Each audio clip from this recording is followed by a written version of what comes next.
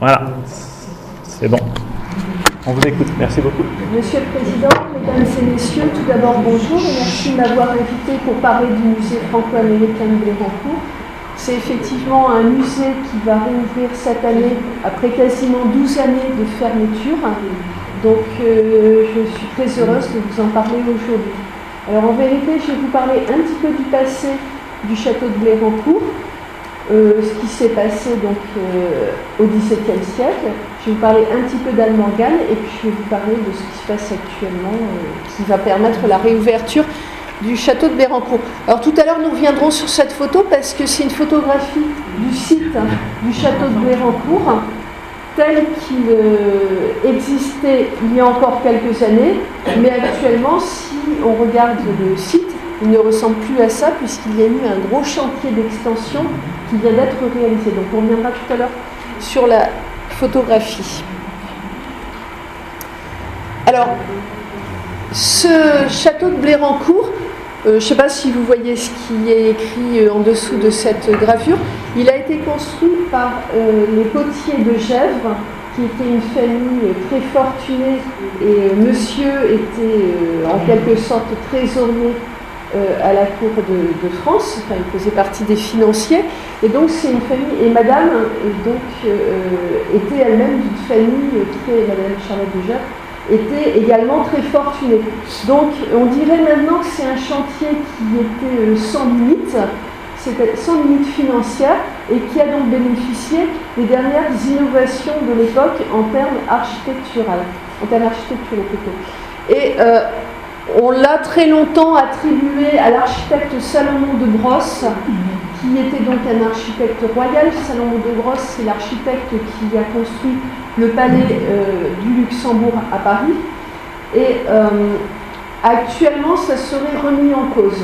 Alors vous savez que ces attributions aux architectes, c'est toujours très compliqué, parce qu'on peut très bien, et d'ailleurs ça existe encore de nos jours, avoir des architectes qui ont créé les premiers pré-projets d'un bâtiment, et puis ensuite le chantier a été suivi par un autre architecte qui travaillait à distance avec le créateur du premier projet, et en fait c'est l'architecte qui construisait le bâtiment qui finalement mettait sa touche sur le bâtiment. Donc actuellement il y a quelques recherches qui sont en cours qui peut-être permettront de montrer que le vrai architecte était un autre, mais je ne veux pas déflorer ce sujet. Alors qu'est-ce qu'on voit sur cette gravure ? On voit tout d'abord que c'est un château qui est sur une sorte de plateforme entourée par des douves. Alors si on le remet dans son époque, c'est un château qui est très novateur et qu'on va d'ailleurs retrouver dans toutes les histoires de l'architecture par la suite. Et je me souviens quand j'étais historienne de l'architecture, quand j'étais étudiante en histoire de l'architecture, on le retrouvait en fait chez Anthony Blunt, on le retrouvait chez Babylon, on le retrouvait chez tous les historiens de l'architecture, et on disait c'est un des premiers exemples des châteaux classiques. Alors pourquoi un des premiers exemples ? Tout simplement parce que c'est d'ailleurs le digne descendant des constructions de la Renaissance. C'est déjà un château qui est ouvert sur l'extérieur, comme vous voyez, il n'est plus fortifié. Par ailleurs, il présente une symétrie dans ses façades. Vous avez donc un corps central à 2 étages sur soubassement, cantonné donc aux 4 coins. Vous avez donc des pavillons, donc 4 pavillons, tout ça sur un terre-plein avec des sortes de petites balustrades tout autour, et puis un portail qui, comme vous pouvez le voir, n'est pas vraiment fermé, avec 2 petits pavillons, et puis un joli portail, c'est-à-dire que ce n'est pas un mur. Voilà. Donc c'est vraiment la naissance du château classique, ouvert sur l'extérieur, ouvert sur les jardins, et d'ailleurs, si on regarde les configurations du domaine de Blérancourt, car en réalité c'était un domaine, vous aviez un jardin qui entourait le château, donc une volonté de lier l'intérieur et l'extérieur et d'avoir un beau paysage autour du château. Vous aviez une petite ferme, ce qui était très fréquent en fait dans les petits domaines des châteaux, et nous avions également des bassins, et puis, et on le voit encore actuellement dans la voirie, nous avions déjà, ce qu'on retrouve également d'ailleurs à Versailles, la volonté d'avoir des voies qui montrent en fait, non pas en perspective, mais une vision architecturale. Quand on arrive à Bérancourt, c'est très visible. Vous avez une voie qui amène directement au château et qui d'ailleurs se poursuit à l'extérieur, et des voies qui, en pas de doigt, amènent vers l'extérieur. Donc vraiment une volonté architecturale de marquer le territoire. Et c'est la signature d'une famille qui, comme je le disais tout à l'heure, a beaucoup d'argent et est capable en fait de mettre en place une telle création architecturale sur un territoire aussi important. Alors regardez bien cette gravure, et en particulier, je tiens à vous montrer ce qui semblerait être un petit passage ici. Vous comprendrez tout à l'heure pourquoi je vous montre ça. Regardez également ces deux petits pavillons, parce que si on revient en arrière, pardon, je suis revenue en avant. Voilà. Ce qu'il reste en fait actuellement de cet ancien château, malheureusement, il n'a non pas été démoli pendant la Première Guerre mondiale, comme tout le monde se l'imagine, mais il a été démoli pendant la Révolution française, comme la plupart, comme de très nombreux biens, puisqu'il a été vendu à des vendeurs de biens nationaux, et il a été non pas démantelé car ce n'est pas un château fort, mais il a été détruit à ce moment-là, et très certainement une grande partie des maisons, de tout ce qui a été construit aux alentours a été construit à partir des pierres du château de Bérancourt. Donc vous voyez qu'il ne reste en fait plus qu'une partie du rez-de-chaussée. Ça, c'est ce qui reste en fait du corps central. Vous voyez que ça a été complètement tronqué, il a été coupé au milieu. Une partie d'un des pavillons de côté, celui-là c'est celui qu'on appelle le pavillon historique, parce qu'en réalité c'est le seul qui, le soubassement du seul pavillon qui subsistait à l'époque de la Première Guerre mondiale. Et ça c'est un faux, puisqu'on en parlera tout à l'heure, ça a été reconstruit. Tout ça en fait vous pouvez l'enlever, ça n'existait plus. Et ce qui est vraiment encore existant dans l'ancien château, ce sont ces deux pavillons en avancée et ce portail qui subsiste réellement de l'ancien château. Donc autant vous dire que quand on voit apparaître ce château dans les histoires de l'architecture comme le modèle, en fait, il n'en reste que très peu de choses. Alors, il a donc été édifié en 1612-1624 et, comme je vous disais, peut-être par Salomon de Brosse, architecte du Palais du Luxembourg. Ce qu'il faut en retenir, c'est qu'on ne prête qu'aux riches, et si on l'attribue à Salomon de Brosse, et s'il y a des gravures sur ce château, c'est qu'il a marqué son temps, parce que autant vous dire qu'un château qui était représenté dès le XVIIe, XVIIIe siècle, ça voulait dire que c'était une construction extrêmement importante, sinon on ne l'aurait pas vu en fait dans les recueils de gravures des beaux châteaux de l'époque. Ça voulait dire qu'il a vraiment été un modèle pour les autres architectes. Donc une autre gravure qui a donc été exécutée par Israël. Israël, c'est quelqu'un qui a représenté donc les beaux châteaux de l'époque.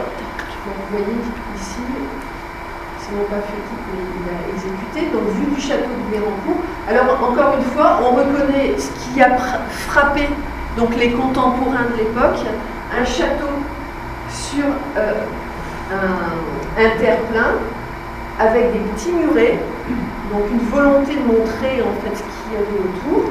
Et puis, encore une fois, je vous montre ça parce qu'on a l'impression qu'il y avait... On comprend pas très bien en fait ce qu'il y a là. La personne qui l'a visité, à mon avis, se doute de ce que je vais vous montrer tout à l'heure.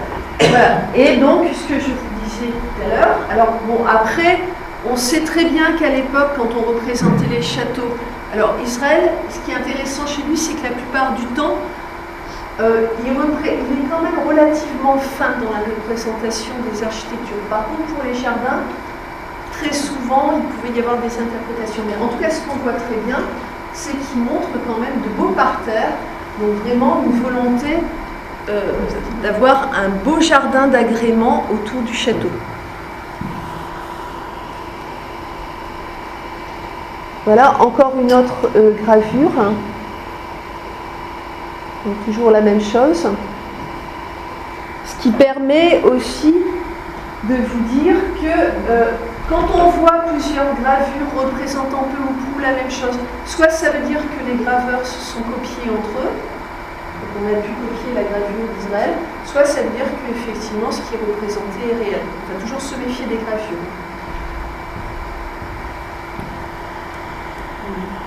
Alors, comme je vous le disais tout à l'heure, pendant la Révolution française, il a été détruit et vendu pierre par pierre, et en subsiste une partie des pavillons, les portails d'entrée, quelques communs, et en particulier un bâtiment sur le côté qu'on appelle actuellement l'orangerie, qui était peut-être l'orangerie du château, et je vous en parle parce que nous allons peut-être y créer prochainement nos réserves et un centre d'accueil pour les scolaires.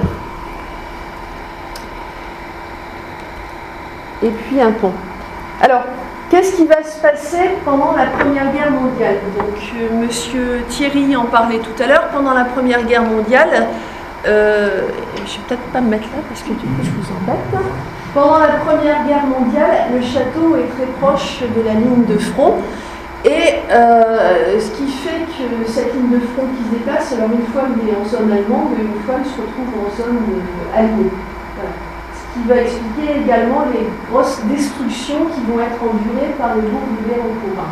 Puisqu'on voit très bien, alors là je n'ai pas de photo ici, mais il y a des photos aériennes qui ont été prises soit pendant la Première Guerre, soit à l'issue de la Première Guerre, je ne sais pas exactement, et on voit très bien les énormes destructions qu'a enduré le bourg de Bérancourt. Toujours est-il qu'en 1917 s'y trouve en fait un quartier général de la section d'une section civile de l'American Fund for French Wounded. Alors l'American Fund for French Wounded, c'est une sorte d'organisation humanitaire, dirions-nous aujourd'hui, qui a été créée dès 1915 à Londres par Isabelle Latrobe. Alors jusqu'ici, vous me direz, mais Anne Morgan. En fait, Isabelle Latrobe connaissait Anne Morgan. Alors, pour revenir en fait sur le contexte de tous ces Américains en France pendant la Première Guerre mondiale, il faut vous expliquer que quand la Première Guerre mondiale éclate, il se trouve à Paris une énorme communauté d'Américains. Plusieurs milliers d'Américains. C'est une communauté qui est beaucoup plus importante que de nos jours. Il y a plusieurs milliers d'Américains qui habitent à Paris. Alors souvent, ça, on ne sait pas. Alors, qui sont-ils? Il y a beaucoup d'étudiants, et en particulier beaucoup d'étudiants à l'école des Beaux-Arts. Donc, ça, vous me direz, ça en fait quand même une dizaine. Beaucoup d'étudiants dans les universités, et puis beaucoup de riches Américains qui, soit sont en voyage en France, soit ont noué des liens avec la France. Alors, si on revient un petit peu plus en arrière, pourquoi ont-ils noué des liens avec la France? Alors pour certains, je ne vous l'apprendrai pas. Pendant la guerre d'indépendance américaine, donc à la fin du XVIIIe siècle, les Français sont venus aider les Américains à lutter contre l'Angleterre. Donc les jeunes États unis d'Amérique ont reçu l'aide des troupes du général Rochambeau. Alors souvent on parle du général Lafayette qui est parti en premier en désobéissant complètement au roi Louis XVI qui lui avait interdit de partir, et Lafayette qui à l'époque est un jeune milliardaire pour son époque, c'est-à-dire qu'il a hérité, il est orphelin, il a énormément d'argent, et il va décider, il est un petit peu foufou comme tous les jeunes qui ont envie de s'occuper, il va partir par exemple avec son cousin Noailles, et il va partir avec d'autres jeunes officiers, et ils ont envie d'aller aider les jeunes États-Unis d'Amérique. Donc il part très tôt.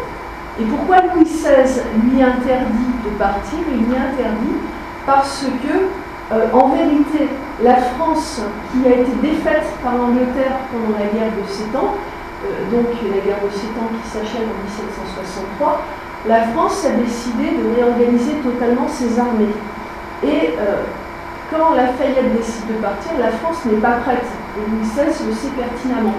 Donc il sait très bien que si on entre en guerre directement contre l'Angleterre, ce qu'en fait il souhaite, puisque d'une part la France, enfin le Royaume de France a envie de prendre sa revanche contre l'Angleterre, et par ailleurs il y a des raisons qui sont bassement économiques, qui sont qu'à partir du moment on a été battu par les Anglais lors de la guerre de 7 ans, on a perdu des possessions en Amérique et on est très en faiblesse sur les voies maritimes atlantiques, ce qui fait que, entre autres, et ça a été prouvé, la Révolution française est due à cette baisse économique qui va entraîner des gros problèmes. Et on sait que dans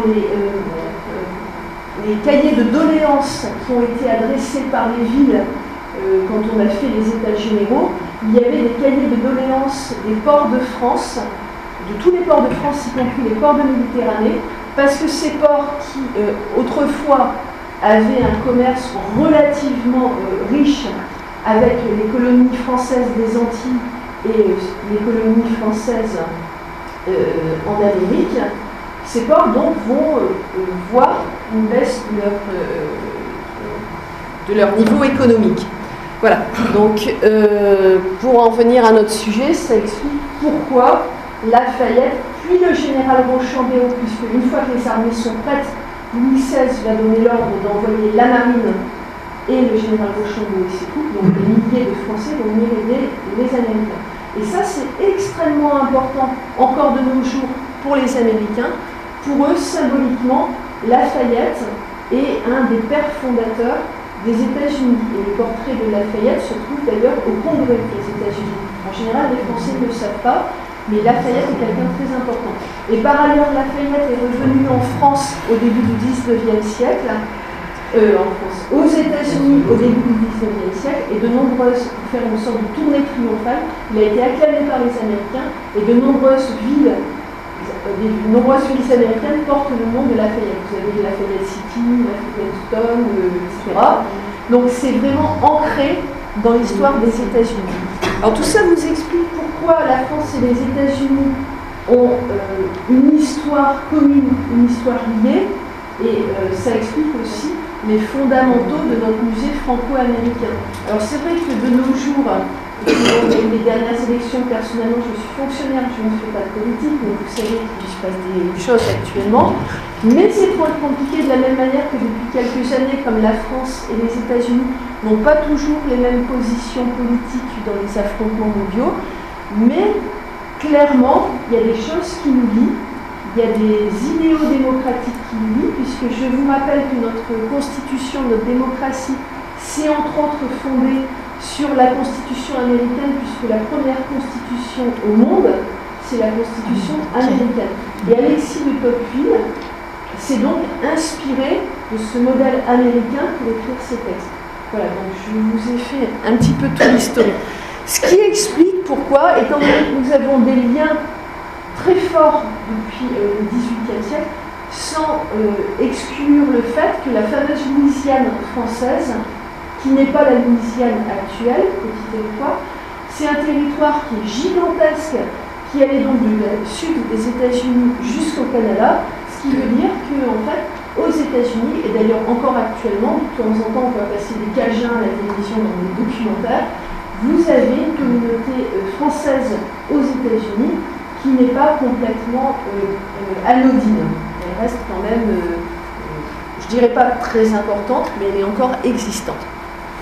Donc, quand la Première Guerre mondiale éclate, vous avez beaucoup d'échanges depuis le XIXe siècle.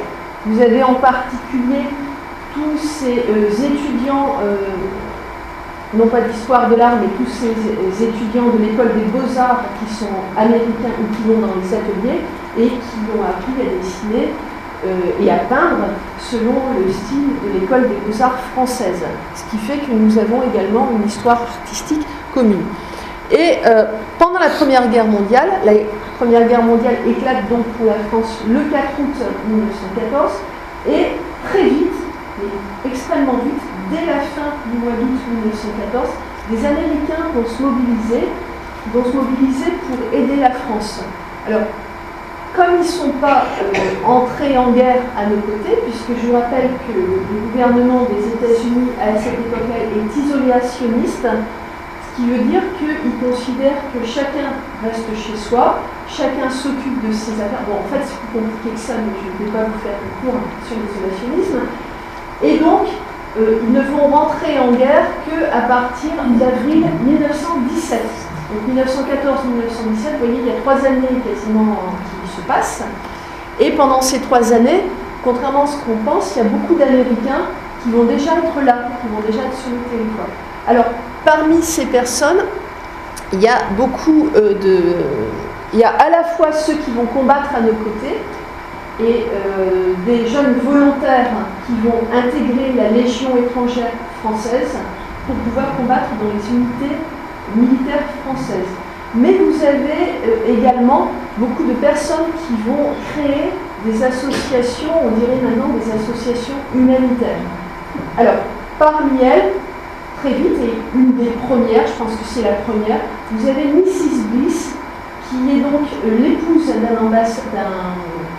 ambassadeur américain à Paris, qui va créer un service de distribution de matériel et de biens pour aider les militaires dans les hôpitaux américains. Et c'est quelqu'un qui, je pense, a été très vite dépassé par les événements. C'est-à-dire qu'on assiste à la chose suivante, pendant la Première Guerre mondiale, les Américains qui sont aux États-Unis se mobilisent extrêmement vite. Ils sont dégoûtés par ce qui se passe en France, pour ceux qui se sentent concernés. Ils sont dégoûtés par ces batailles sanglantes. Ils se disent que nos amis français sont en train de se faire tuer par... alors, pour ceux qui pensent que les Allemands sont des barbares, parce qu'il faut quand même rappeler qu'à cette époque, il y a une communauté allemande extrêmement forte aux États-Unis, et ces Allemands, en fait, vont militer pour que les États-Unis n'entrent pas en guerre, n'aident pas les Alliés, ou alors aident les Allemands, évidemment. Donc pour les Américains qui, eux, se sentent concernés par les Français, ils vont très vite envoyer de l'argent en France, ils vont très vite envoyer du matériel. Et Mrs. Bliss, en fait, dès le mois d'octobre 1914, donc on vient d'entrer en guerre, elle reçoit des dizaines et des dizaines de colis, de caisses, de plein de choses en fait chez elle. Et en fait, elle est obligée d'ouvrir dès octobre 1914 un gros dépôt, un entrepôt dans Paris, parce qu'elle n'arrive plus à gérer tout ça. Et en fait, c'est la naissance de son association, qui va devenir le service de distribution américaine, et non pas américain, c'est pas le service américain, c'est le service de distribution américaine. Et elle va envoyer des biens vers les hôpitaux américains. Donc c'est vraiment, réellement une des premières. Pendant ce temps-là, il y a d'autres associations qui vont se créer. Et parmi ces associations, donc c'est le fameux American Fund for French Relief, donc un fonds américain, donc un fonds financier, pour aider en fait les Français blessés. Et au départ, c'est un fonds pour aider les militaires blessés. Et non pas pour aider les civils. Ça va changer en cours de route. Donc c'est Isabelle Latrobe qui est la présidente de cette association, et il se trouve qu'elle-même est très rapidement dépassée par les événements, c'est-à-dire qu'il y a plein de choses qui arrivent, qu'elle se rend compte très rapidement, comme elle est en Angleterre, que ça coûte très cher de payer le fret pour envoyer le matériel de l'Angleterre vers la France. Donc très rapidement, elle va chercher en fait des informations, elle va entre autres aller rencontrer Mrs. Bliss, et elle va lui demander comment organiser tout ça. Et évidemment, on va lui dire, mais organiser la FFW en France, créer un siège en France. Et c'est à partir de ce moment-là qu'on va voir arriver Anne Morgan dans ce paysage, puisque en fait Anne Morgan va arriver en 1916 par bateau en France. En fait, elle revient, parce que quand la guerre éclate, elle est en France. Puis après, elle repart aux États-Unis, comme de nombreux Américains. Et Anne Morgan, à l'époque, c'est quelque part c'est l'équivalent du jeune Lafayette pour son époque. Le jeune Lafayette, je vous dis, c'était un héritier milliardaire. Anne Morgan, à l'époque, a perdu son père. Le père, c'est le très riche banquier Pierpont Morgan, qui à la fois est un banquier milliardaire, mais qui en même temps est un grand collectionneur. Vous allez voir, c'est pas anodin, puisque lui-même a créé à la Morgan Library une collection, un musée. Voilà, donc Anne Morgan, elle était très proche de son père et elle a connu en fait ce contexte de collectionneur. Et Anne Morgan a perdu son père, elle a hérité donc de milliards de dollars. Elle est extrêmement riche pour l'époque.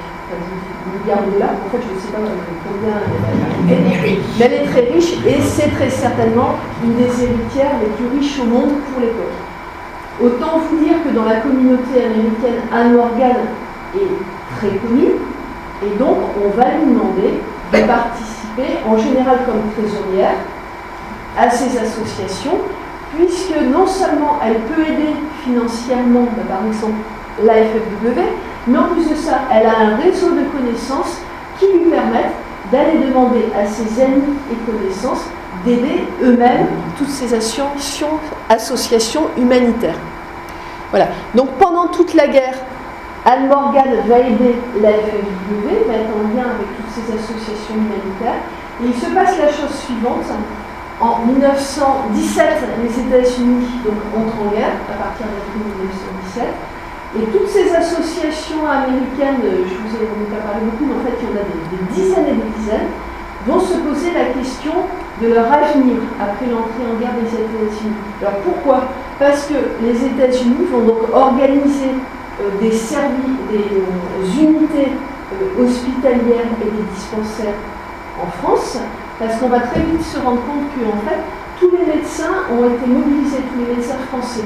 Et alors les Américains arrivent dans des zones où il n'y a aucun médecin, ils se rendent compte que la population civile n'est plus du tout prise en compte, et ne serait-ce que pour des raisons sanitaires, pour protéger leurs propres troupes, parce qu'ils se rendent bien compte que s'ils ne soignent pas la population, leurs troupes qui arrivent en pleine force, ces jeunes hommes qui sont sportifs, qui sont en pleine forme, risquent en fait d'attraper des microbes. Donc en fait, on va créer des dispensaires dans les zones américaines avec à chaque fois un médecin et 2 infirmières qui vont rayonner sur plusieurs villages. Donc les associations qui voient en fait ce qui est en train de se passer, et en même temps la Croix-Rouge américaine très très vite va prendre la mesure du problème et très vite va s'occuper non seulement des militaires mais également des populations civiles, ce qui veut dire qu'en fait elle s'occupe très vite des populations civiles, des adultes, mais également des enfants. Il faut rappeler qu'à chaque fois qu'il y a une guerre, et d'ailleurs de nos jours on voit à la télévision, on assiste à un exode de population, et parmi cette population, des enfants qui soit ont réellement perdu leurs parents parce qu'ils sont morts, soit ont perdu leurs parents et se retrouvent donc errants, ont été perdus pendant l'exode et se retrouvent errants dans les rues. Et donc, entre autres, la Croix-Rouge américaine va les prendre en charge, mais vous aviez également toutes ces associations américaines qui petit à petit, alors qu'au départ elles s'occupaient particulièrement des militaires, petit à petit s'étaient mises à s'occuper des civils, et en particulier de ces enfants, parce qu'il y a plein d'histoires où vous avez par exemple Ernst Jung, qui lui est un officier allemand, qui lui-même raconte dans Orage d'acier qu'à un moment, alors je ne sais plus dans quelle ligne il se retrouve, et il est hébergé en fait par une femme française et sa fille, et cette femme et cette fille ont recueilli une petite fille qui je crois a 5-6 ans, et ça c'est un exemple parmi tant d'autres de ce qui se passait à l'époque, c'est-à-dire qu'il y avait des enfants errants, et soit ils étaient vraiment tout seuls et laissés pour compte, soit il y avait des personnes de bonne volonté qui les récupéraient. Donc les associations, quelles qu'elles soient, et dont les associations américaines, ont pris en charge tous ces enfants.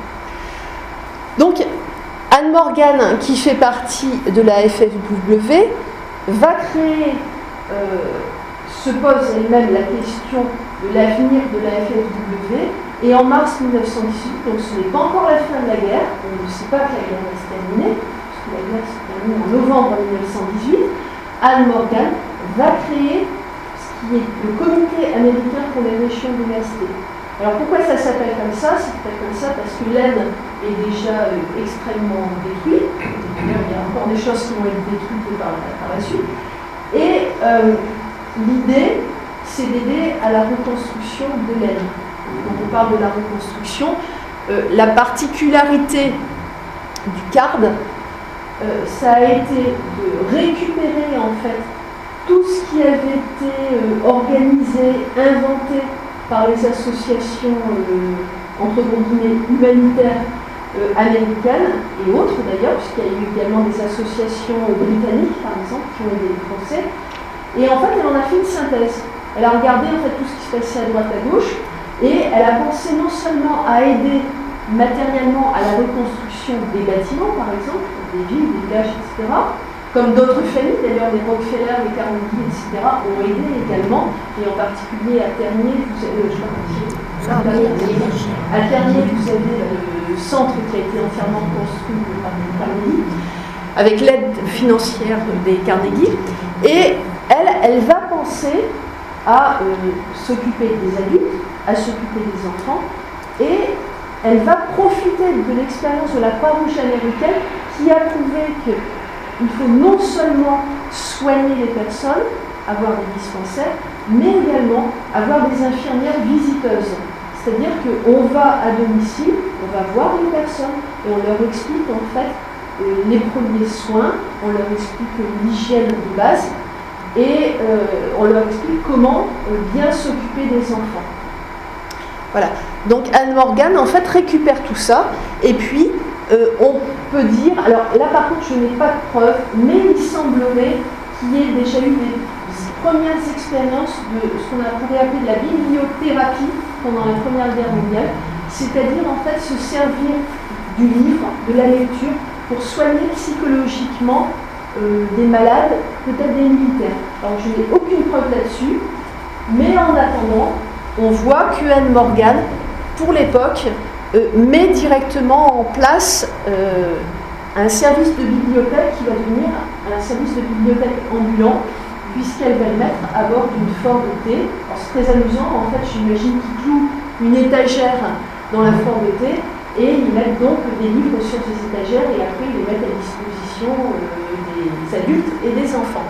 Alors une autre chose également à noter par rapport à ça, c'est que c'est extrêmement original pour l'époque, puisque des bibliothèques publiques à l'époque, il n'en existe pas. Les bibliothèques sont pour l'époque des sortes de, on va dire, de clubs privés qui s'adressent à un certain public relativement aisé, et les bibliothèques publiques telles que nous les connaissons actuellement, c'est à peine à l'état d'embryon dans l'esprit de certains spécialistes de bibliothèques. Donc elle, non seulement, elle ouvre des bibliothèques qui sont ouvertes à tous gratuitement, mais en plus de ça, elle va créer carrément des petites bibliothèques pour les enfants. Alors c'est amusant que le petit mobilier, les petites tables, les petites chaises, et il va y avoir également ce qui maintenant est très courant dans les bibliothèques, l'heure du conte. Donc là maintenant on a l'habitude, mais à l'époque c'est plus que novateur. C'est extrêmement pionnier. Alors ce qui est intéressant, c'est qu'elle fait venir des bibliothécaires spécialisés de bibliothèques américaines qui vont donc venir et appliquer des méthodologies qui à l'époque n'existent pas en France, comme par exemple pour ceux qui connaissent la méthode Dewey. La méthode Dewey qui est donc une méthode de catalogage des livres. Alors à l'époque ça n'existe pas en France et toutes ces bibliothécaires américaines, elles arrivent, puis elles travaillent comme elles savent travailler avec cette méthode et elles apprennent donc à des Français cette méthode. De la même manière, vous avez des professionnels de santé. Alors il n'y a pas que Anne Morgan qui en fait venir, il faut remettre dans le contexte. Vous avez la Croix-Rouge américaine qui a fait venir des infirmières. Vous avez beaucoup de professionnels de santé qui, dès l'entrée en guerre des États-Unis, se sont portés volontaires ou ont intégré les unités militaires américaines. Donc vous avez déjà beaucoup de professionnels de santé.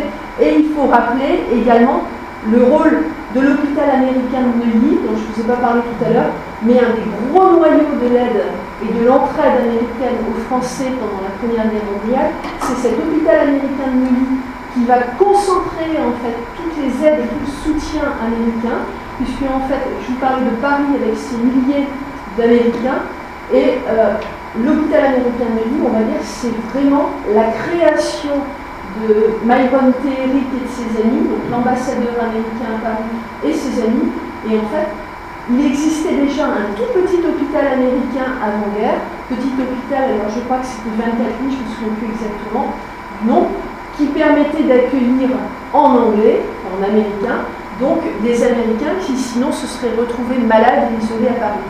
Et pendant très vite, puis dès la fin 1914, l'idée c'était d'agrandir cet hôpital pour en faire un lieu d'accueil pour les militaires blessés. Et ils vont obtenir en fait de récupérer un lycée qui est alors en construction à Neuilly et ils vont en faire un énorme hôpital qui va accueillir des milliers de militaires pendant la guerre. Et c'est également le moment où va se créer ce qui va devenir l'American Field Service, donc le service américain des ambulances de campagne, field c'est campagne, et qui va devenir indépendant sous la houlette d'Abraham Piat en nous, ce qu'on appelle l'AFS, l'American Field Service. Abraham Katmandou, qui, comme par hasard, est très ami avec Anne Morgan. Tout ça, c'est des gens qui se connaissent, ils se connaissent tous entre eux. Et au départ, l'American Field Service, c'est tout simplement le service de transport de l'hôpital américain Neuilly. Voilà. Et ensuite, il va devenir, on va dire, autonome. Et puis après l'entrée en guerre des États-Unis, il va intégrer les unités militaires américaines. Voilà. Donc, je fais beaucoup de digressions, mais... Alors, le cadre, c'est quelque chose qui, comme l'a rappelé M. Thierry, a énormément influencé l'avenir du département de l'Aisne, puisque c'est la reconstruction de l'Aisne, la construction non seulement matérielle, mais également morale, puisque Anne Morgan a tenu à appliquer les théories de l'infirmière britannique Florence Nightingale, une infirmière de la fin du XIXe siècle, début du XXe siècle, qui pensait non seulement aux besoins fondamentaux des malades, mais également, une fois qu'on avait réussi à nourrir la personne, lui trouver un logement, la mettre en sécurité, répondre aux besoins, on va dire, un petit peu plus élevés, le besoin de socialisation de la personne, le besoin de se sentir reconnu, le besoin d'apprendre, par exemple. Donc, Anne Morgan, en fait, répond à tous ces besoins grâce au cadre.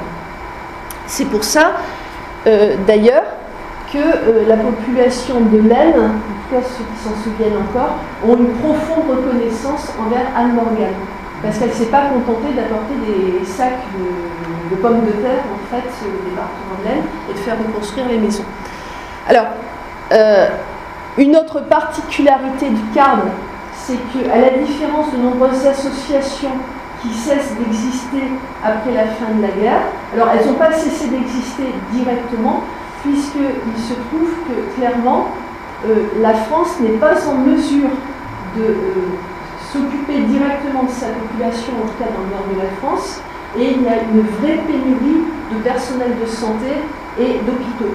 Donc, les Américains se rendent compte très rapidement que quand les médecins français reviennent du front, les soins américains gratuits créent une concurrence pour le personnel de santé français, mais d'un autre côté, il y a une telle pénurie que les autorités françaises elles-mêmes vont demander aux Américains de continuer quelque temps, en fait, ces soins.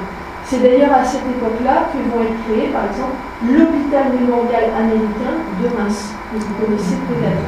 Voilà, c'est exactement à cette période-là qu'il est créé, et il est créé parce qu'on se rend compte qu'il y a encore des gros besoins, et puis il y a également l'idée que si on veut reconstruire la France, il faut avoir des enfants, il faut avoir des bébés, et donc il faut avoir des maternités. Au départ, le programme de l'hôpital américain mémorial pour commémorer les militaires qui ont été tués pendant les militaires américains qui ont été tués pendant la Première Guerre mondiale, au départ, c'est un programme de maternité. Et puis, ça va devenir quelque chose de beaucoup plus important. De la même manière, Anne Morgan, à Bérancourt, elle va payer des infirmières qui vont venir créer un petit hôpital américain à Bérancourt. C'est un petit hôpital, tout simplement. Donc il y a plein d'autres créations comme ça. Alors, cette organisation reste en place pendant quelques années. Elle a la particularité de rester quand même assez longtemps sur le territoire, alors que d'autres sont déjà partis, ne s'occupent pas plus forcément des... Oula. Qu'est-ce qui s'est passé? Je ne sais pas. Diaporama qui en a marre, je parle trop. Alors, Anne Morgan va assister à quelque chose qui est assez intéressant, mais qui en même temps a dégoûté les poilus à la fin de la Première Guerre mondiale. Il se trouve que les poilus, soit tout seuls, soit avec leur famille, reviennent sur les champs de bataille pour retrouver les tombes de leurs amis morts au combat et pour éventuellement expliquer ce qui s'est passé pendant les batailles. Alors au départ, ce n'est pas un réel tourisme, c'est vraiment de l'ordre de la commémoration. Mais en fait, d'autres personnes vont suivre dont d'ailleurs de très riches personnes, et il y a des photos qui les montrent avec leur voiture de tourisme de l'époque, et ça va créer le mouvement du tourisme de mémoire. Enfin, on appelle ça pas le tourisme de mémoire à l'époque, mais c'est le tourisme des champs de bataille. Et les poilus, je vous disais que ça les a dégoûtés, parce que les poilus considèrent que c'est totalement indécent d'aller faire de la visite des champs de bataille. Ils étaient outrés quand ils voyaient ce genre de choses. D'un autre côté, si on prend le contre-pied de cette situation, pour les populations, ça a pu apporter quelque chose de très positif, puisque en fait les populations qui sont dans une misère extrême vont vendre en fait avec ces touristes ce qu'ils retrouvent sur les champs de bataille. Alors il y a des photos qui les montrent en train de vendre des casques, des anciens obus, j'espère qu'ils avaient été démilitarisés d'ailleurs, des grenades, ce genre de choses, et donc c'est un plus économique. Anne Morgan qui assiste à tout ça va se dire mais c'est intéressant pour la population. Je me mets un petit peu à sa place, j'imagine qu'elle s'est dit c'est intéressant pour la population, et comme par ailleurs elle avait envie de commémorer ces volontaires américains qui ont combattu pendant la Première Guerre mondiale, et en particulier les aviateurs de l'escadrille Lafayette, elle va décider, à l'instar de son père qui, comme je vous le disais tout à l'heure, a créé donc un musée à la Morgan Library. Elle va donc créer un musée de la coopération franco-américaine, qui au départ est extrêmement petit. C'est juste un des deux petits pavillons que je vous ai montré tout à l'heure, qui servait à montrer donc des éléments concernant l'escadrille Lafayette. En 1930, elle réhabilite une des... Je vous ai montré tout à l'heure un pavillon qui avait été entièrement détruit, et je vous ai dit ça c'est un faux. En fait, c'est elle qui l'a fait construire, elle l'a fait reconstruire à l'identique de l'autre pavillon. Et elle va donc créer ce qui va devenir le pavillon des volontaires, donc souvenir des volontaires américains venus en France pendant la Première Guerre mondiale. En 1939, Blérancourt est de nouveau le théâtre d'opérations militaires, et donc le comité américain de secours aux civils, encore une fois créé par Anne Morgan, donc le CASC, va aider la population pendant l'exode. Et puis après il y a d'autres unités militaires qui vont venir à Blérancourt, et après-guerre, le musée reprend ses activités. À l'origine, c'est plutôt un musée d'histoire qui célèbre l'aide apportée par les Français lors de la guerre d'indépendance américaine et le soutien des Américains à la France pendant la Première Guerre mondiale, puisque Anne Morgan elle-même a acheté des tableaux commémorant, montrant en fait des officiers français du XVIIIe siècle qui partaient pendant la guerre d'indépendance américaine. C'est donc un propos basé sur une amitié traditionnelle entre la France et les États-Unis. Dans les années 80-90, Pierre Rosenberg, qui est un conservateur qui va devenir donc le directeur du musée du Louvre. Alors, je ne sais pas si vous vous souvenez, Pierre Rosenberg, c'était le conservateur qu'on voyait très souvent à la télévision, il avait toujours une écharpe rouge, c'était sa marque de fabrique. Donc Pierre Rosenberg, qui a été un des grands conservateurs de son époque, et je vous rassure, il est encore en vie, et il fait encore plein de choses en histoire de l'art. Il a ajouté en fait au musée les échanges artistiques et culturels. Il a permis au musée de Blérancourt d'avoir une belle collection d'œuvres d'art. Sous son impulsion, il y a une première extension qui va être nommée Pavillon Gould, qui a été créée donc à droite, quand vous êtes en face du musée, c'est le pavillon de droite. Il a créé une extension et c'est là où était présenté, pour ceux qui avaient visité à l'époque l'ancien musée de Blérancourt, c'est là où était présenté, donc vous savez, les impressionnistes américains. Et au sous-sol, l'ambulance. Et l'ambulance au sous-sol, effectivement, je vous rassure, l'ambulance existe encore. Donc pour illustrer mes propos, vous avez ici un tableau du peintre Ville qui s'appelle Le Départ, et c'est donc un officier, et ça c'est un tableau qui a été acheté par Anne Morgan, et c'est donc un jeune officier qui partirait donc pour la guerre d'indépendance américaine. Voilà, et là, alors bon, Ville, c'est un peintre qui a été élève de Greuze. Greuze, vous savez, c'est assez moral, Diderot adorait Greuze, on parle dans ses salons, et c'est toujours très moralisateur en fait, les tableaux de Greuze. Donc Ville, c'est la même chose. Donc là, ça serait le même officier qui reviendrait, et comme il a combattu très courageusement pendant la guerre d'indépendance américaine, le vieil officier que vous voyez ici lui accorde non seulement une récompense, mais la main de sa fille. Vous voyez, c'est beau, c'est romantique. Bon, je vous rassure, ils n'ont pas été peints du tout dans cet ordre-là. Celui-ci a été peint avant l'autre. Et puis après, comme il voulait, il n'arrivait plus à vendre parce qu'en fait, à l'époque, il est encore beaucoup dans le goût du XVIIIe siècle, ville. Et en fait, à l'époque, c'est la même époque où Delacroix, non, pas Delacroix, mais Jacques Louis David, bien évidemment, triomphe en fait avec le serment des Horaces au salon. Et donc, Ville se retrouve quasiment disqualifié. Et vous voyez que, bon, ces deux tableaux, et en particulier, je ne sais pas si vous voyez les textures, les textiles, c'est magnifique, c'est une très belle peinture. Et en fait, les critiques des salons ne le remarquent pas du tout, et en fait, ils disent oh ben non, les visages, ça va pas. Enfin, ils sont très très critiques par rapport à ce genre de peinture. Alors que c'est quand même picturalement quelque chose de très beau. Alors, c'est donc un musée qui a vocation, puisque là maintenant on est en train d'entrer dans le temps présent, ici parler surtout de la Première Guerre mondiale et puis après de ce qui s'est passé pour ce musée. C'est un musée qui donc rappelle également les batailles qui ont eu lieu pendant la guerre d'indépendance et puis pendant la Première Guerre mondiale.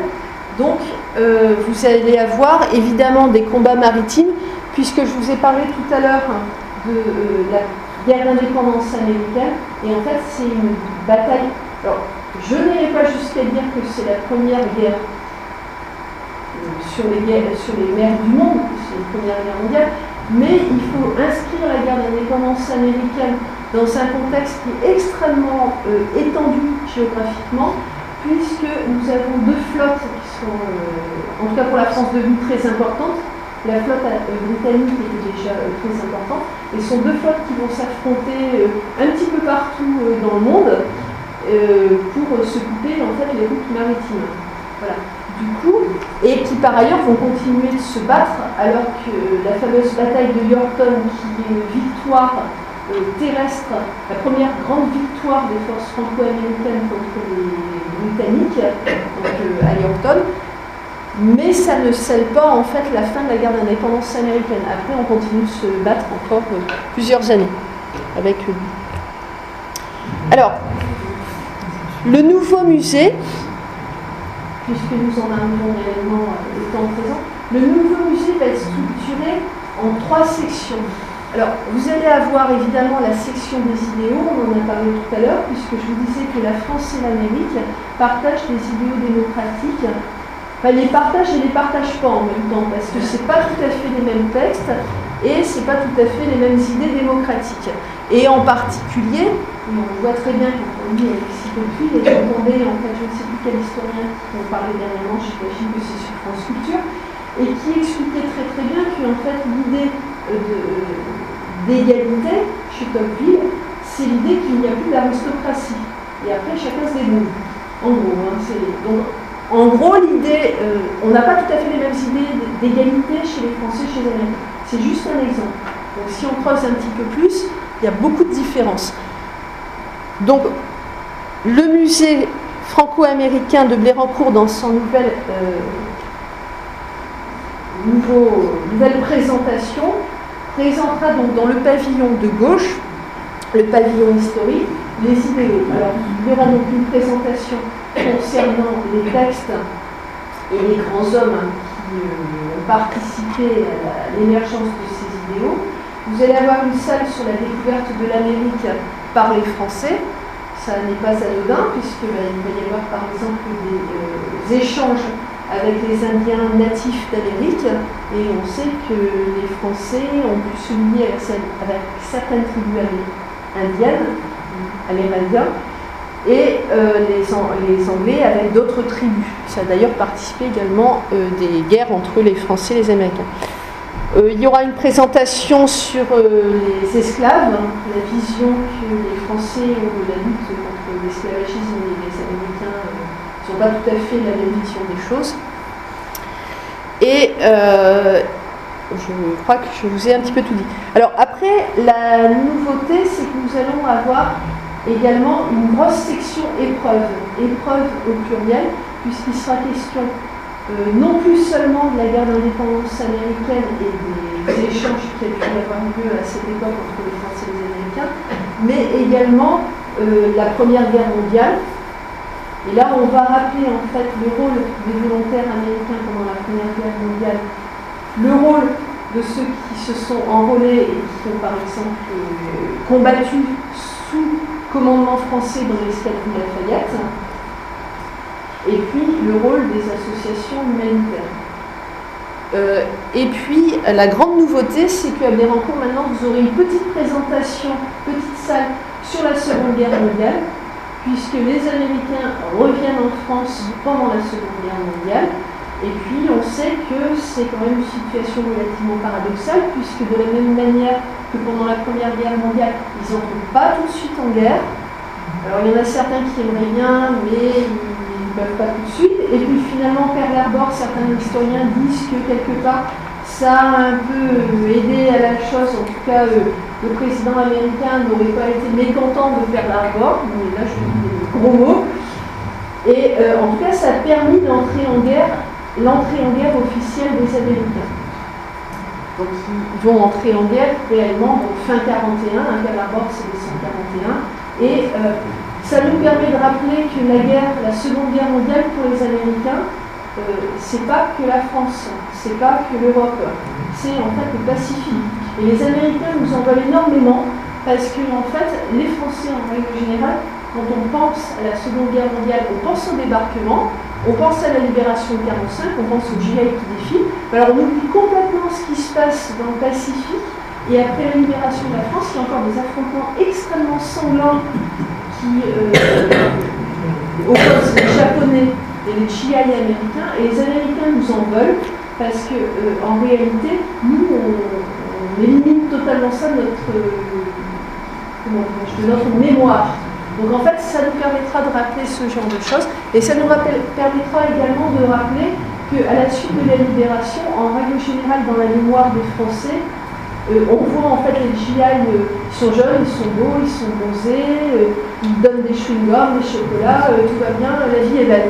En réalité, et il y a une thèse qui a été faite sur le sujet, ça a été beaucoup plus compliqué que ça.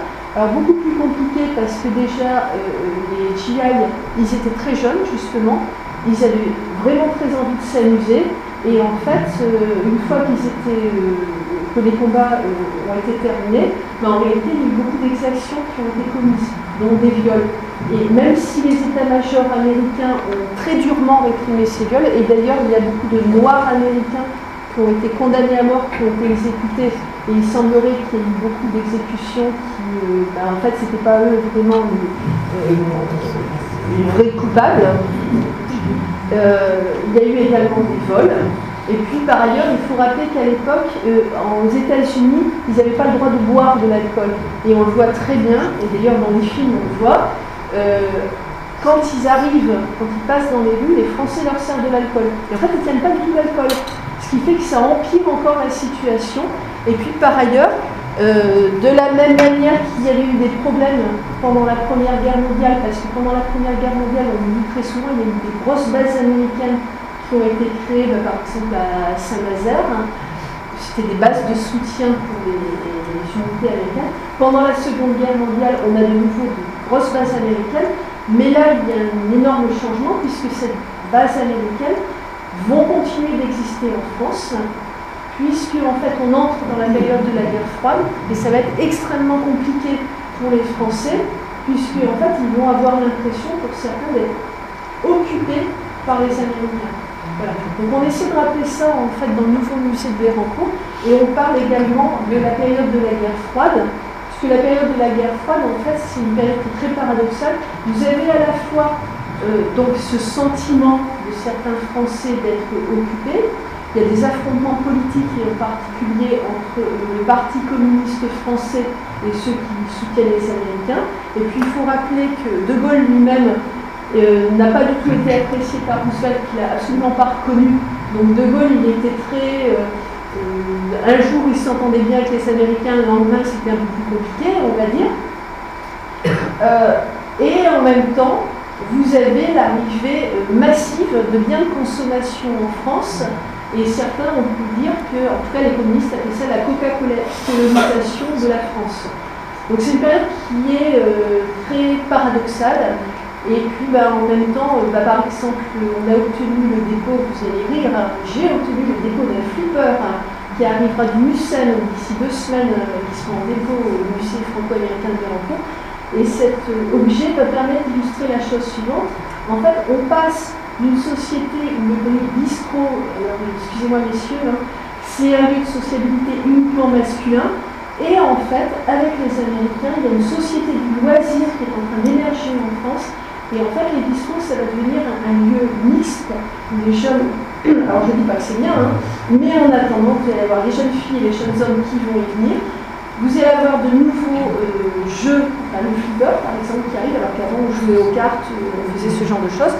Le jukebox qui arrive avec l'arrivée du rock. Voilà, donc c'est le genre de choses qu'on va rappeler en fait dans le nouveau musée franco-américain. Et alors évidemment, on conserve notre section art qui vous plaisait beaucoup à l'époque pour ceux qui ont connu le musée franco-américain. Là, je vous montre en fait un tableau qui est dans la section art, mais qui en même temps illustre la Première Guerre mondiale, puisque ça c'est un tableau de Shahid Hassan. Shahid Hassan, c'est un artiste américain qui a été formé à l'école des Beaux-Arts en France, qui, comme vous le voyez, était impressionniste. Et ça, c'est un tableau qui est extrêmement influencé par la rue Montorgueil des Monnaies. Je n'ai pas pensé à vous la mettre, mais je pense que certains vous la connaissez. La rue Montorgueil des Monnaies, qui a été créée pendant l'exposition universelle de 1878 et qui montrait la rue Montorgueil un 14 juillet avec les drapeaux uniquement français. Et elle était représentée vue d'en haut. Monet, il était sur un balcon et en fait, elle représente la rue Montorgueil vue d'en haut. Alors là, Shahid Hassan, il est à New York. C'est une rue de New York et c'est la vue de la Victoire. C'est un défilé de la Victoire à New York en 1918. Et comme vous le voyez, il y a des drapeaux américains et des drapeaux français. Donc ça illustre clairement, en fait, les liens entre la France et l'Amérique au lendemain de la Première Guerre mondiale. Et donc, je vais vous faire encore une digression, mais très courte. Shahid Hassan, il a également participé à la propagande américaine aux États-Unis en faveur de la France, puisque en fait, on sait que dès 1914 et surtout 1915-1916, il y a des Américains qui ont fait de la propagande en faveur de l'entrée en guerre des États-Unis. Et Shahid Hassan faisait partie des artistes qui participaient à ça. Donc maintenant, nous sommes devenus le musée franco-américain du château de Blérancourt. Nous sommes rattachés au service à compétence nationale du palais de Compiègne et du château de Blérancourt. Depuis 2006, on a eu des travaux de rénovation et d'extension. L'architecte, c'est Yves Lion, c'est celui qui avait déjà créé donc, le pavillon Gould, pour lequel il avait reçu l'équerre d'argent. Le pavillon Gould, il y avait donc la section des arts. Voilà, donc, je ne sais pas si vous vous souvenez, l'architecture qui était très belle. Donc c'est le même architecte en fait, qui a créé l'extension.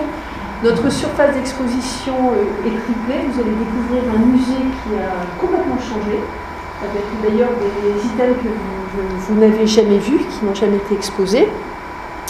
Et on continue en fait de montrer donc, les valeurs des deux pays qui doivent être cultivées pour évoluer en permanence dans le contexte de la mondialisation. C'est un projet qui est ambitieux, qui a été suivi par le service des musées de France du ministère de la Culture et de la Communication, avec le soutien financier de 2 sociétés d'amis français et américains. Et voilà. Donc là, en fait, alors j'ai pas de photo actuelle. Donc vous voyez, on l'a pas rehaussé, hein, on retrouve pas les 2 étages du bâtiment antérieur. Ce que vous voyez à droite, c'est la grande salle. Souvent, ce qu'on appelle c'est section épreuve, salle 3. C'est-à-dire c'est la grande salle qui servira à montrer tout ce qui a pu être fait pendant la Première Guerre mondiale. Alors, pourquoi il a été fermé pendant 12 ans? Parce qu'en fait, ils ont trouvé des vestiges archéologiques. Donc, je vous montre cette photographie. Parce que là, on voit très bien les traces d'une courtine. Il y avait en fait une maison forte. Et on a toujours pensé que l'architecte qui a créé le château l'a créé à partir de rien. En fait, on s'est rendu compte que c'était un site, comme très souvent pour les châteaux, très souvent on a construit sur quelque chose d'autre. Et alors, je ne sais pas si vous vous souvenez, tout à l'heure, je vous ai dit, regardez bien en fait cette partie du château.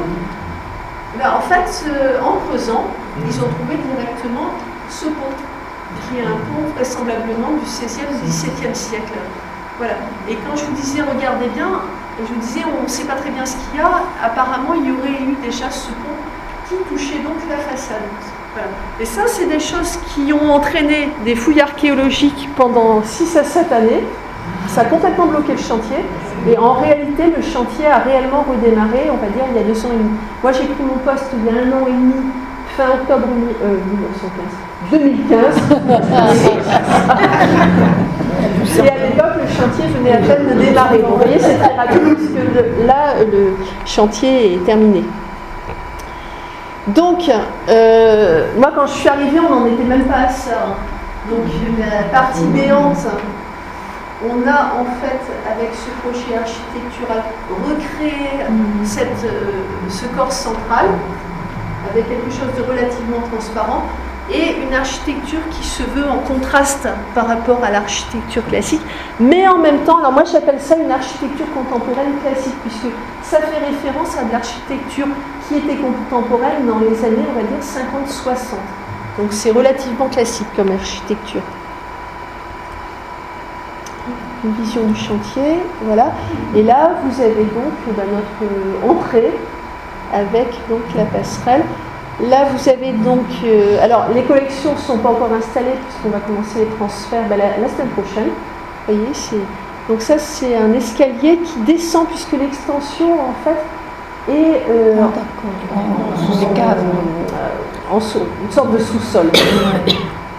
Voilà, et ça, c'est la grande salle avec des références, je ne sais pas si vous connaissez, à l'architecture de Le Corbusier, avec donc des piliers en béton qui vont rester tels quels, sans enduit, sans peinture.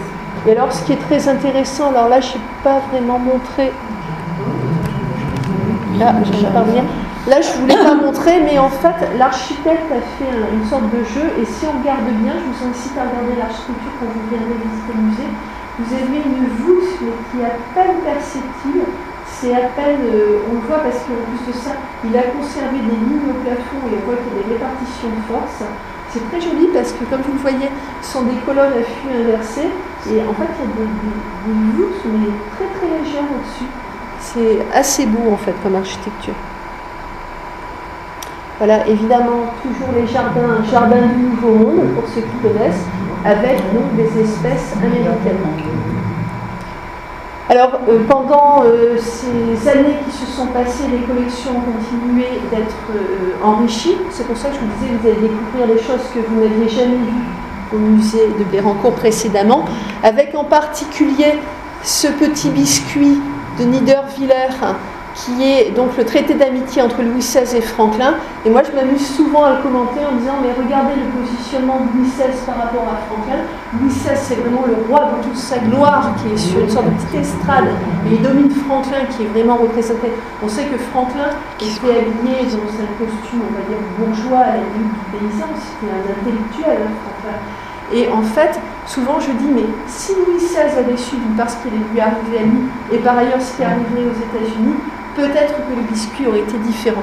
Ce qui est très intéressant également, et là ça nous renvoie à une histoire qui est plus récente, c'est que si vous regardez en fait ici, qu'est-ce qui est marqué ici? C'est un traité d'amitié et de liberté des mers. Liberté des mers, c'est donc en fait la liberté de commerce. C'est le début de la libéralisation quelque part. Enfin, je ne veux pas non plus faire de l'histoire. Alors, vous avez également des gravures comme le tableau des peuples d'Amérique de Grasset de Saint-Sauveur. On a acheté l'année dernière une petite aquarelle de Bartholdi, alors qui représente la Statue de la Liberté. Statue de la Liberté qui a donc été donnée par le peuple français, non pas par le gouvernement français. Elle a été payée par souscription du peuple français au peuple américain. Et pour commémorer donc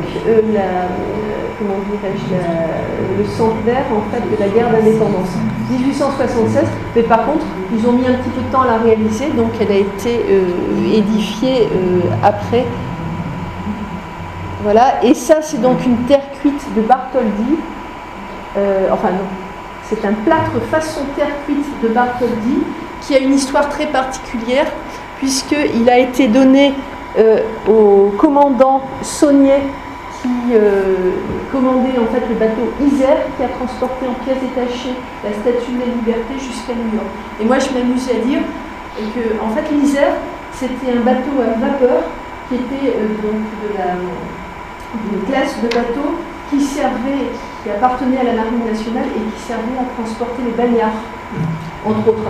Donc c'est assez intéressant parce que ce bateau, alors je vous apprends, en 1876, c'est la toute fin du bagne sur le territoire métropolitain. On les a envoyés en fait à Cayenne, il n'y a plus de bagne en fait sur le territoire. Et donc en fait, ces bateaux qui servent à transporter les bagnards vers la Nouvelle-Calédonie, puis Cayenne, etc., en fait, en gros, ils ne servent plus. Puisqu'en fait, on a vidé les bagnes de Brest, de Toulon, etc., on les a tous envoyés outre-Atlantique. Donc en fait, ce bateau l'Isère qui servait à transporter les bagnards, ben là, il transporte la liberté. C'est assez amusant comme. Voilà. On a également acheté l'année dernière également ce portrait de Mrs. Warren Pershing qui a été fait par Bernard Boutet de Monvel. Alors Mrs. Warren Pershing, c'est tout simplement l'épouse de Warren Pershing qui lui-même était le fils du général Pershing, donc le général qui a commandé en fait les forces expéditionnaires. Et voilà, donc moi j'aime beaucoup ce portrait qui montre en fait que Bernard Boutet de Monvel, qui est donc un artiste français, mais qui a une carrière transatlantique, puisque en fait, très vite, il va aller exposer aux États-Unis dans les années 20, et il va travailler en fait pour les grandes familles américaines, les grandes familles riches américaines. C'est pour ça qu'en fait, il peint le portrait de monsieur et de madame Warren Pershing, portrait de monsieur qui n'a jamais été terminé, qui appartenait déjà aux collections de Bérancourt. Donc en achetant le portrait de madame, on a complété la paire. On va pouvoir les exposer l'un en face de l'autre. Et alors ce qui est intéressant, comme vous le voyez, en fait, il peint vraiment dans la tradition, il est très influencé par la peinture italienne. Et donc comme vous le voyez, on représente monsieur, alors c'était dans le monde des affaires, hein, et puis madame dans son jardin. C'est très mignon, petite fleur. Et alors, il représente monsieur et madame Warren Pershing parce qu'en fait, les Pershing appartenaient à la très bonne société américaine de l'époque. C'est pas monsieur et madame Lambda. En fait, la mère de Warren Pershing, donc l'épouse du général Pershing, c'était la fille d'un sénateur. Et pour la petite histoire, en fait, ce sénateur a permis en fait au général Pershing d'être nommé chef de la force expéditionnaire américaine en France pendant la Première Guerre. Puisque normalement le général Pershing était plus jeune que les autres, n'avait pas forcément en fait n'était pas jugé comme ayant forcément la capacité d'être retenu, et en fait apparemment le sénateur a un petit peu fait pression pour qu'il soit choisi. Donc le choix de cette acquisition n'est pas totalement innocent. Alors, les prochaines étapes, ça va commencer très très vite. C'est donc en fait la semaine prochaine l'ambulance que vous voyez, l'ambulance de l'American Freight revient à Bérancourt. On va préparer son emballage mercredi prochain à Compiègne. On va la transporter à Bérancourt jeudi. Elle va être remontée vendredi. Vous voyez, c'est très très proche. Et on va commencer. Alors, mise en place du mobilier muséographique, c'est quasiment terminé puisqu'on commence en fait les transferts. Et puis on va commencer à accrocher des œuvres. Vous voyez par exemple à droite un portrait de Sargent, qui est donc un portraitiste américain, enfin un peintre américain qui avait été formé à l'école des beaux-arts française et qui a terminé sa carrière à Londres et qui lui-même a peint en fait des portraits de riches américains de la côte Est, par exemple de Boston. Voilà, on réouvre en 2017 pour le centenaire de l'entrée des Américains. Alors en fait, on va réouvrir en juin et je vous incite fortement pour le centenaire de l'entrée en guerre. On participe au Salon du Livre au Grand Palais. Par contre, je n'ai pas pensé vous apporter des invitations, j'aurais pu et à Cuba. Et en fait, le musée franco-américain de Bérancourt est l'invité d'honneur du Salon du Livre au Grand Palais, qui ouvre donc le 6 avril. Donc, ça tombe bien comme coïncidence, c'est la date de l'entrée en guerre. Et ça nous permettra de faire découvrir au grand public parisien, que nous espérons très nombreux en fait dans nos salles, de découvrir notre musée. Alors, la suite, c'est un nouveau bâtiment d'accueil du public et une nouvelle extension dans l'orangerie. Et voilà, et l'orangerie, ça c'est le projet de l'orangerie. Donc, c'est l'orangerie dont je vous parlais tout à l'heure, qui a très certainement été un bâtiment d'orangerie pour l'ancien château de Blérancourt. Et comme vous le voyez à droite, il y a une très grande salle voûtée qui nous permettra d'accueillir des scolaires. Et sinon, dans les espaces que vous voyez avec les petites fenêtres et les petites portes, on y mettra donc nos réserves, puisqu'actuellement toutes nos collections sont dans le palais de Compiègne. L'héritage d'Anne Morgan dans l'Aisne, on en a déjà parlé, donc la mémoire auprès de la population. Le circuit sur les pas d'Anne Morgan que vous connaissez peut-être, qui relie différents sites, les 5 centres du Carme, donc Anizy, Blérancourt, Coucy, Soissons, Vic-sur-Aisne et Chévilly-Petite-Aisne. Et puis, si vous ne le savez pas, je ne sais pas si ça vous intéresse, mais en fait, le musée de Blérancourt et l'ambassade américaine ont créé ensemble en fait un jeu de roll-up, c'est une exposition pédagogique. Vous avez 10 panneaux qui expliquent en fait l'action d'Anne Morgan et de Card. Le prêt est gratuit, il suffit en fait d'assurer en fait cette exposition. Et il y a 2 jeux, vous avez un jeu au musée de Blérancourt, un jeu à l'ambassade, il suffit de le demander, on a un planning sur l'année et on vous prête en fait les roll-up, qui sont en plus très faciles. Voilà, je vous montre quand même, parce qu'on est quand même un site de mémoire. Jusqu'ici, parce qu'on est quand même un musée du ministère de la Culture, alors qu'on va réouvrir avec une grosse section épreuve. Et il est très important que nous intégrions en fait le réseau des sites de mémoire. Donc c'est chose faite. L'année dernière, on a intégré un réseau qui, alors bizarrement, on est un musée du ministère de la Culture, on intègre un réseau qui est animé par le ministère de la Défense et la direction de la mémoire, du patrimoine et des archives du ministère de la Défense. Ça nous permet de participer de circuits de la mémoire sur le territoire du nord de la France. Voilà, je vous ai mis différents, pour ceux que ça pourrait intéresser, différents liens internet, des numéros de téléphone. Et voilà, et je vous remercie pour votre attention.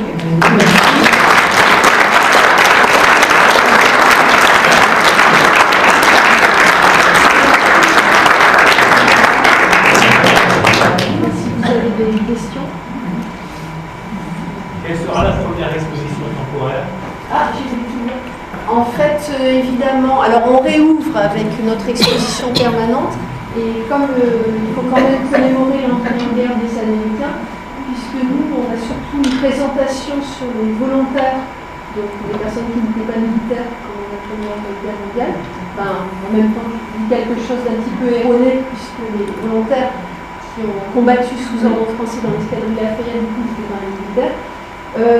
Il y a une petite exposition que je vais organiser à partir de septembre, elle devait ouvrir pour le Journée du patrimoine, qui va concerner en fait l'entrée en guerre des Américains. Comme on ne va quand même pas décrocher nos collections permanentes puisqu'on aura ouvert quelques mois avant, l'idée c'est de vous présenter quelques œuvres. Donc dans chaque salle, par petit flash, on va vous présenter des œuvres. Alors par exemple, dans la salle concernant les esclaves noirs, on va présenter en fait des portraits de soldats noirs américains qui ont combattu pendant la Première Guerre mondiale. Dans la salle présentant la découverte par les Français des territoires américains, on va présenter des portraits de soldats indiens pendant la Première Guerre mondiale, ce qui va nous permettre de rappeler qu'ils faisaient extrêmement peur aux soldats allemands, parce que, à tort ou à raison, en tout cas apparemment, il y a des soldats indiens qui auraient scalpé les soldats allemands dans les tranchées. En plus de ça, ils étaient redoutables, parce qu'ils étaient encore capables à cette époque-là de lutter à la méthode, selon les méthodes indiennes traditionnelles, et donc ils étaient capables de lutter avec leurs mocassins, et donc ils faisaient absolument aucun bruit dans les tranchées, donc ils étaient extrêmement redoutés par les soldats allemands. Donc quand on parle en fait des militaires indiens pendant la Première Guerre mondiale, c'est pas uniquement pour le côté exotique, puisqu'on voit, alors je crois que c'est dans l'illustration en 1918, le scientifique sur la date, on voit en fait qu'il y a un Indien, alors il y a une coiffe d'Indien avec des plumes, ce tomahawk, et il se précipite avec son costume. Je ne pense pas que la réalité est exactement celle-ci, mais en attendant, ça illustre bien le fait qu'ils ont quand même marqué les esprits et faisaient extrêmement peur aux ennemis. Voilà. Ensuite, on va présenter, par exemple, j'ai j'ai créé une petite aquarelle qui montre l'arrivée des Américains. Alors là, tout de suite, je me souviens plus si c'est dans le port de Saint-Nazaire, non, c'est dans le port de Boulogne, me semble-t-il, puisque en fait, on n'en parle jamais, mais les premiers Américains arrivent le 13 juin, de mémoire, dans le port de Boulogne. Je crois qu'on n'a pas de date. Et en fait, on prévient en fait les autorités maritimes, donc le préfet maritime qui est dans le territoire, on le prévient parce qu'il vient accueillir en fait les Américains qui arrivent. Et en fait, sur la petite aquarelle, on voit un bateau qui porte vraisemblablement la marque de l'amiral, qui vient en fait à la rencontre du bateau qui porte en fait les premières troupes américaines, et puis surtout des forces de soutien, puisqu'il faut créer. En fait, ils arrivent en particulier avec des forces de soutien qui vont construire les premières bases américaines.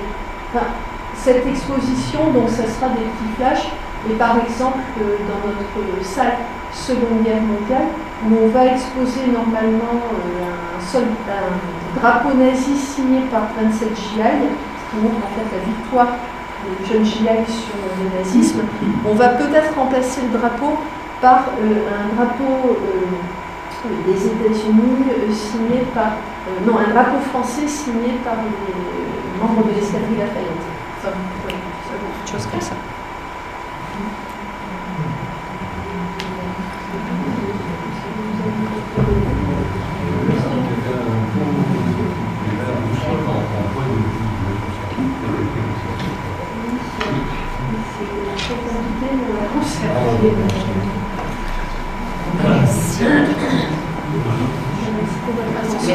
Merci.